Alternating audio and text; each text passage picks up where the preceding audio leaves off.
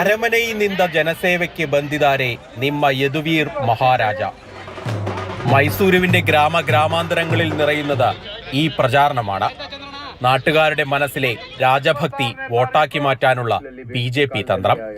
ಯದುವೀರ್ ಅವರು ಮಹಾರಾಜರು ಅವರು ಹೊರಗಡೆ ಬರಲ್ಲ ಅನ್ನೋ ಒಂದು ಮನೋಭಾವನೆ ತಪ್ಪದು. ಎಲ್ಲ ಕ್ಷೇತ್ರದಲ್ಲೂ ಅವರು ಭಾಗಿಯಾಗ್ತಾ ಇದ್ದಾರೆ. ಆಲ್ರೆಡಿ ಅವರು ಅರಮನೆಯಿಂದ ಹೊರಗಡೆ ಬಂದವರು ಎಲ್ಲದರಲ್ಲೂ ಭಾಗವಹಿಸಿ അപ്രതീക്ഷിതമായാണ് മൈസൂർ രാജാവായ യദുവീർ കൃഷ്ണദത്ത ചാമരാജ വൊടയാർ ബിജെപി സ്ഥാനാർത്ഥിയാകുന്നത്. അതും സിറ്റിംഗ് എം പി പ്രതാപ് സിംഹയെ കടത്തിവെട്ടി. I was expected. Obviously, otherwise how will I know that I am going to get the ticket? I was in the process of doing it to be an aspirant, to be a candidate. We were very much involved in the process.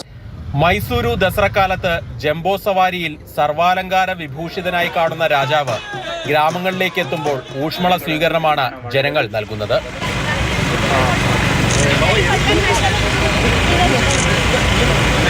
രാജപരിവേഷം അഴിച്ചുവെച്ച് സാധാരണക്കാരനായി ജനങ്ങൾക്കിടയിലേക്ക് ഇറങ്ങുകയാണ് യദുവീർ.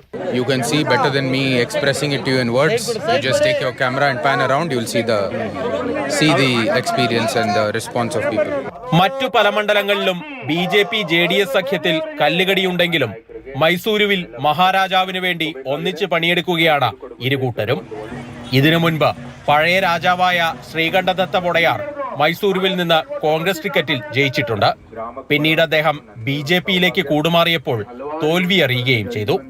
മൈസൂർ ജനതയ്ക്ക് രാജാവിനോടുള്ള സ്നേഹം വോട്ടായി മാറുമെന്ന പ്രതീക്ഷയിലാണ് ബിജെപിയും NDA ക്യാമ്പും.